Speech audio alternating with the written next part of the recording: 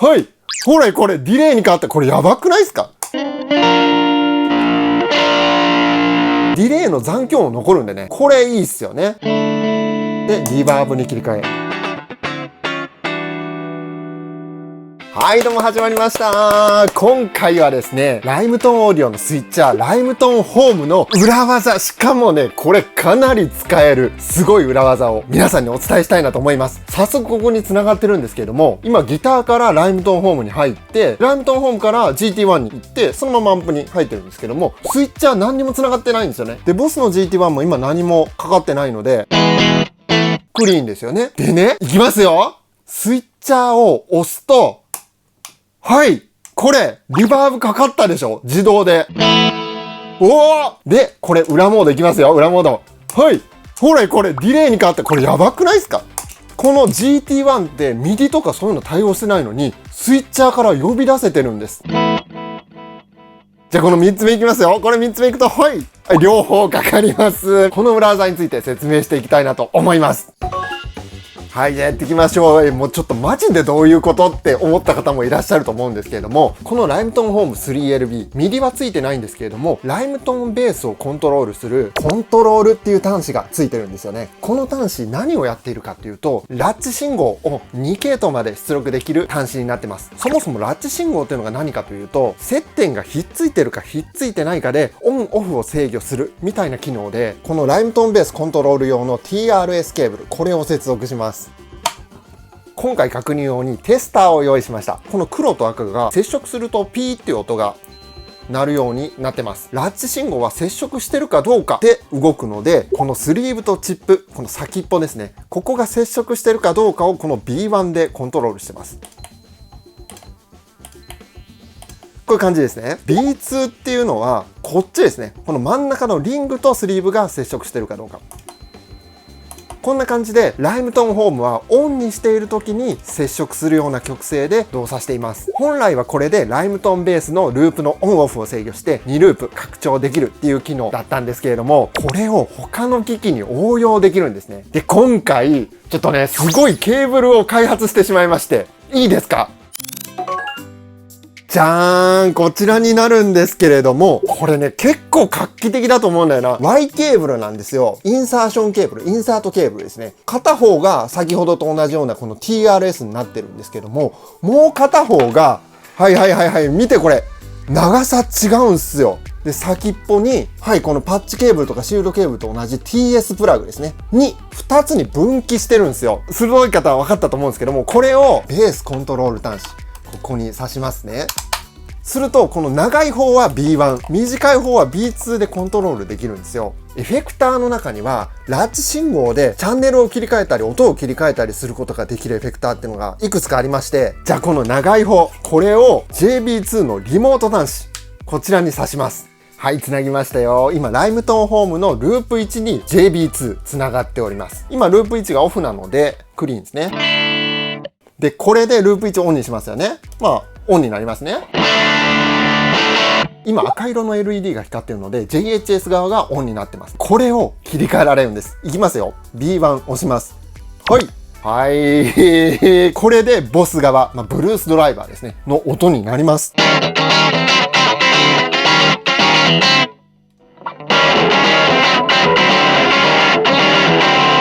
これすごくないですか？ 1 ループしか消費してないのに2つ分の音が作れるんですよね。これをあらかじめプログラムしておくことによって、こっちはボス、こっちは JHS みたいな形で切り替えができます。で、今ループ2にディレイ、バリーも繋いでるので、これをね、裏モードに入れてるので、これでブルースドライバーのディレイオンオフ、こっちで JHS、アングリーチャーリーのディレイありなしが選べるって感じですね。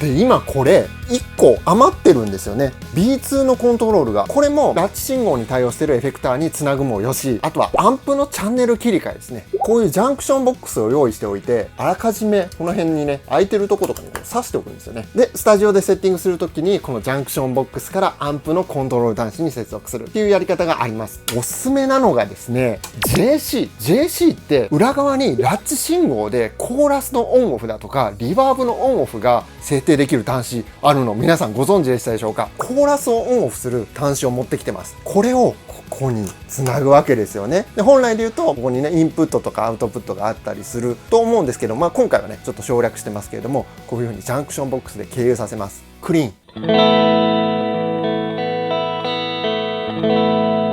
ン、これで B2 押しますね。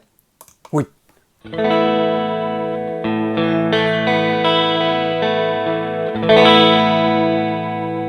今ねこれ分かりやすくビブラートにしてるんですけども、コーラスもねもちろんかけられます。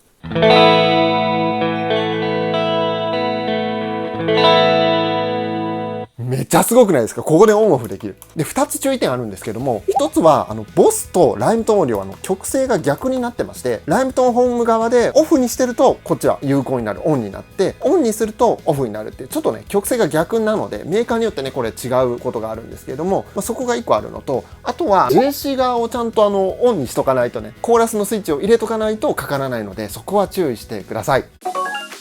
はい、そんな感じでね、このケーブル使うと結構ね、幅広がりますので、ぜひね、ラッチコントロールある方は。でこれね、なんで長さ違うかっていうことを説明してなかったんですけども、ボードにこう配置するときって、このエフェクターが結構この遠くにあるやつをコントロールするときと割と近くにあるときが僕の経験であるので、あえて両方の長さを違うようにして、大きいボードでも端っこにあるジャンクションボックスまで届くようにっていう風にしています。そしてケーブルといえばもう一つ TRS ケーブルの L 字のやつ、これ60センチのやつ、これもライムトーンオーディオのウェブストアで売ってまして、これもね前から売ってるんですけども、結構たくさん買ってくださってて、これちょうどいい長さだと思うんですよね、僕的には。はい、これを使って冒頭にやってた GT1 のコントロール、あれ気になりますよね。やっていきましょう。はい、つながりました。できるだけシンプルに説明するために GX10 のエフェクトはコーラスとディレイとリバーブだけつないでいます。このディレイとリバーブをこっちからコントロール、こんな感じでする感じですね。これの設定方法について説明します。まず接続するケーブルは先ほどの TRS ケーブル、これ1本で OK です。ライムトーンホームのライムトーンベース用コントロールアウトから出力して GX10 の裏側にあるコントロール2、3の入り口に挿します。この GX10 的にはコントロール2と3、そこの信号を受けた時にディレイとかリバーブをオンにするっていう形に設定する感じになるので、メニューを押してその中にあるコントロールエクスプレッション、ここですね。この中のアサインセッティングス、はい、こちらになります。ここですでにもう設定してるんですけれども、コントロール1っていうのはこれですね。これがコーラスのオンオフに設定してあって、今回ポイントとなってくるのはこのコントロール2と3ですね。2はディレイ、3はリバーブのオンオフに設定しています。一つポイントとして、これね、トグルじゃなくてモーメンタリーなんですよね。この2番のつまみでトグルかモーメンタリーを選べるんですけれども、モーメンタリーに設定しておきます。設定としてはこれだけで OK なんですよね。曲線が先ほど言った通り逆なのがちょっとややこしいんですけれども、B1 を押すとディレイがオンオフされて、 B2 を押すとリバーブがオンオフされます。プログラム1はドクリーン、プログラム2はディレイだけオンにしようかな。裏側に行くとリバーブをオンにする。これでこう切り替えられますね。でプログラム3は両方オンにしましょうか。これで両方オンですね。やってみます。ドクリーン、ディレイオン。これねディレイの残響も残るんでね、これいいっすよね。でリバーブに切り替え、かかってるかかってる。で両方オン。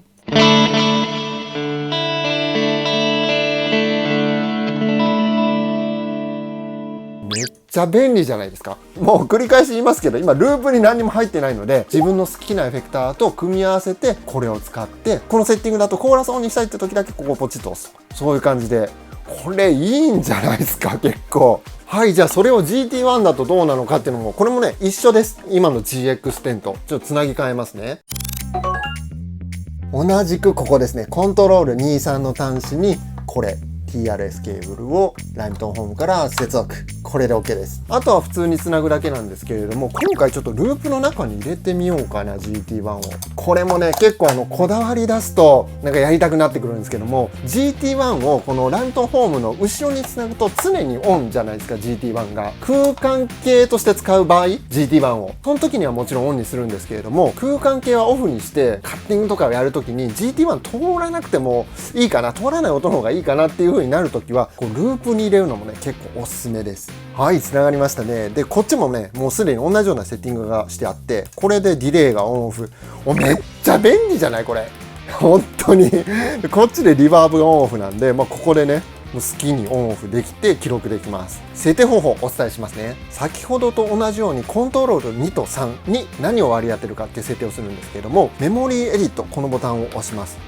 ね。でここでエフェクトがこういう風にどういう風につながってるかっていう画面に行きますけれども、ここでね後ろの方に行くと CT2、CT3 ってあるでしょ。ここにこれがコントロール2と3に何の機能を割り当てるかっていう場所なんですね。ここでエンター、コントロール2でエンターを押します。で今ねディレイに設定してますけども、これを例えばディレイじゃなくてプリアンプとかにすると、これで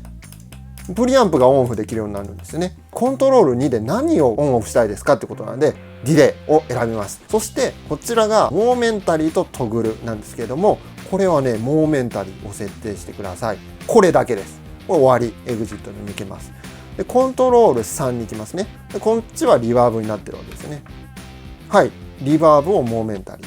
これだけで、これで抜けて、設定が終わればこれで保存ですね。いつものように保存してください。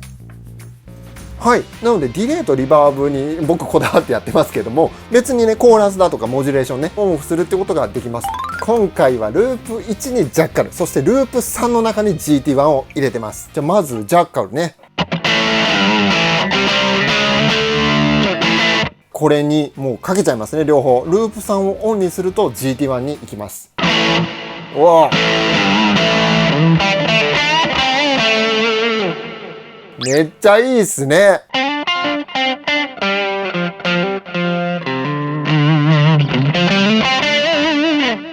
GT1 のパッチを切り替えずにリモートするって結構夢ありません？これまで GT1 で音作りしてて、ようやく最近コンパクトエフェクターを買ったっていう方、 GT1 って特にプログラムを何個か飛ぶってことができないので、これ一個一個しかね動けないので、それでこのオンオフが結構もどかしいっていう方いらっしゃると思うんですけれども、この仕組みがあればかなりねいろいろ解決できると思うので、コンパクトエフェクターを切り替えるのプラスこういうコントロール用にですねライムトンホーム使ってみるのもいいんじゃないかなと思います。今回の動画良かったっていう方はぜひ高評価お願いします。そしてコメントもお待ちしております。最後までご覧いただきありがとうございました。またの動画でお会いしましょう。ありがとうございました。